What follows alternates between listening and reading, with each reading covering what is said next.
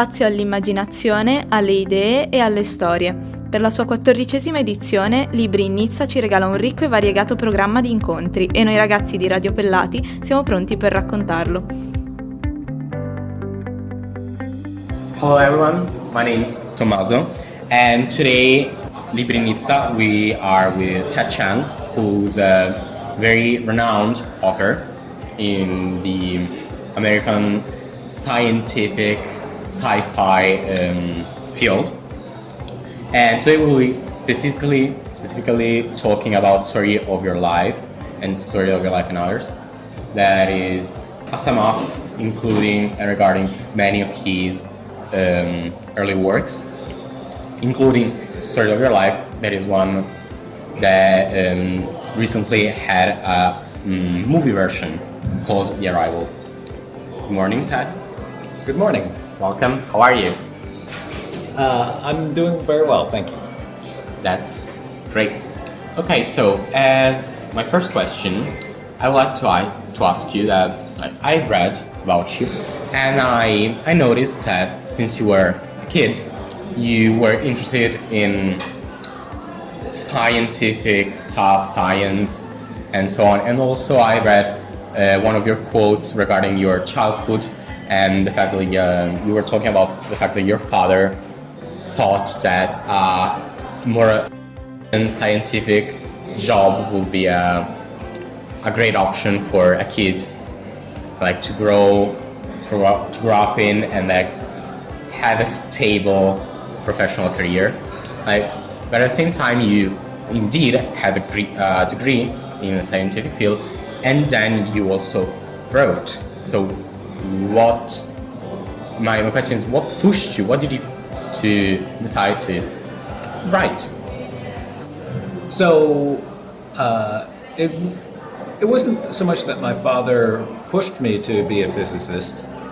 It was that I, from a very young age, was interested in science, and I became interested in astronomy and physics, and it seemed like those were the subjects that I would like to study for the rest of my life. And so I came up with the idea on my own that I would one day become a physicist. But at the same time, I always also wanted to write science fiction, but it did not seem to me that being a science fiction writer was a job. Being a physicist was a job. Certainly. Yeah. Being a fiction writer, that always seemed like an appropriate hobby, something that you did on the side. So, yes, my goal was to become a physicist and write science fiction on the side. Mm-hmm. But in the end, you actually gained recognition by your works, and you actually became quite famous. So, did you expect it?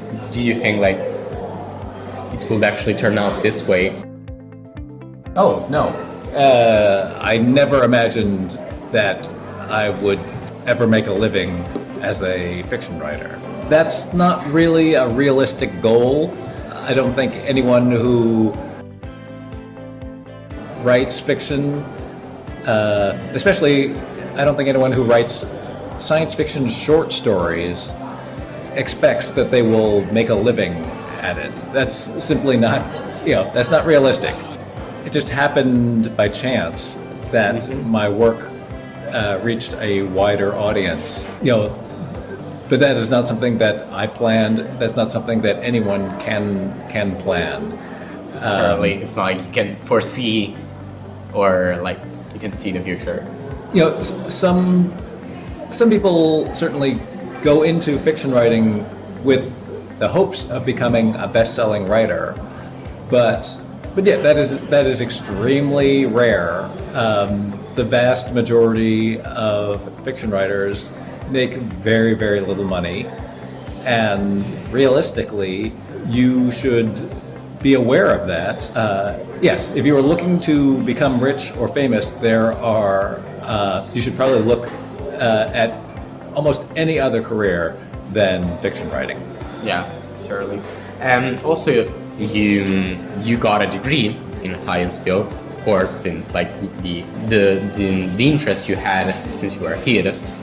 And I wonder, in your opinion, a degree in a scientific field is actually really important to write in order to write science fiction, or just getting infos about it is enough, like reading about it and so on, or you think that actually the degree helped you a lot? I don't think that it's a requirement to get a degree in science in order to write science fiction.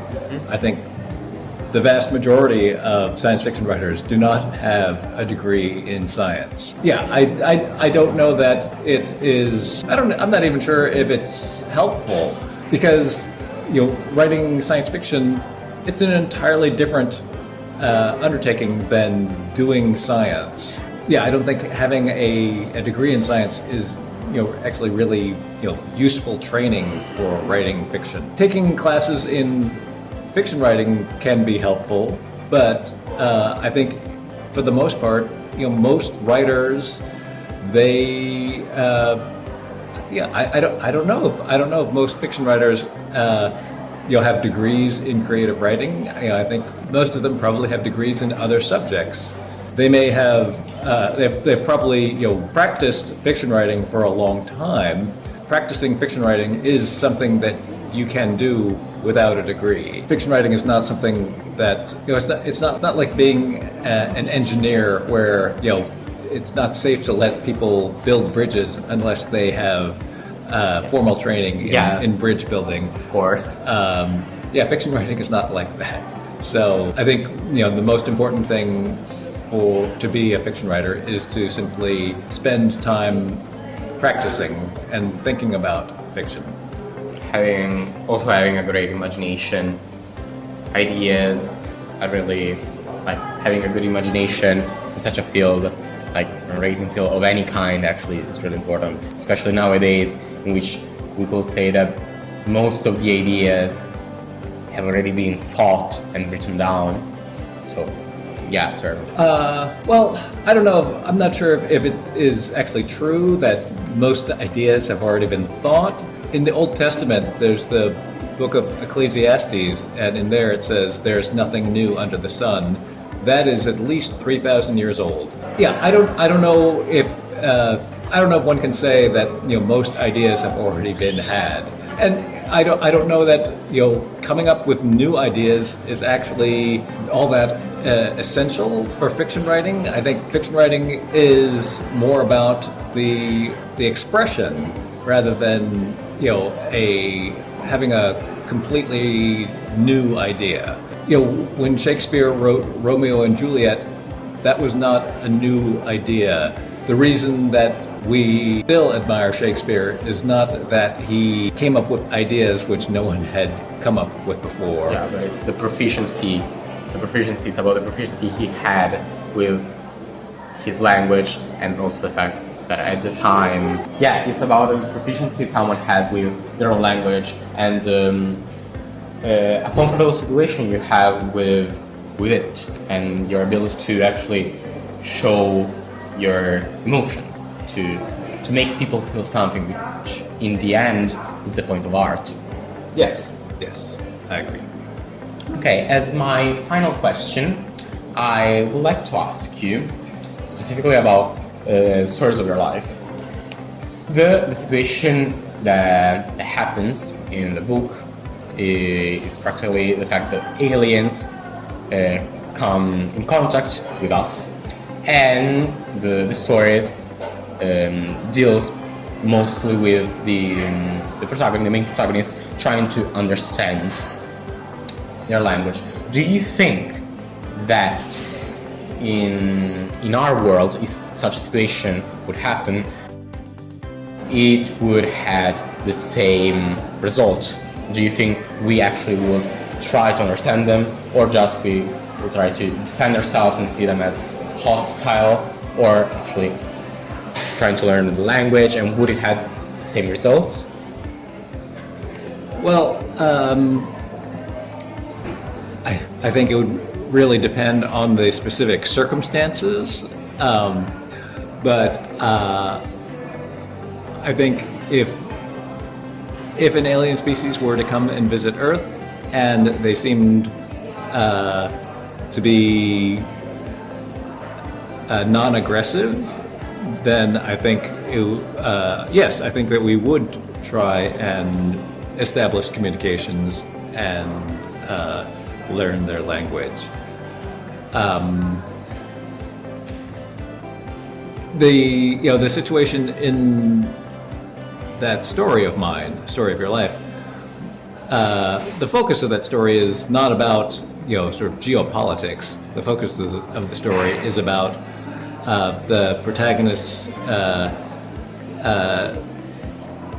change in how she understands her life. So, but that's a very kind of specific thing that happens in the story. And that is not something that I would expect to happen, but in terms of the broader events of humanity trying to establish communications with a non-hostile alien species, yes, I think something like that is likely. I think that's something that we would attempt. Our curiosity will push us towards understanding this new event, completely unknown situation we've never faced before. The typical human curiosity. Yes. Assuming that they were not hostile, then yes, I think that we would absolutely try and understand them. Hey, I'm very grateful to have had your opinion of these topics, and I thank you for this interview. And nothing, that's it. Thank you so much. Goodbye. Thank you for having me.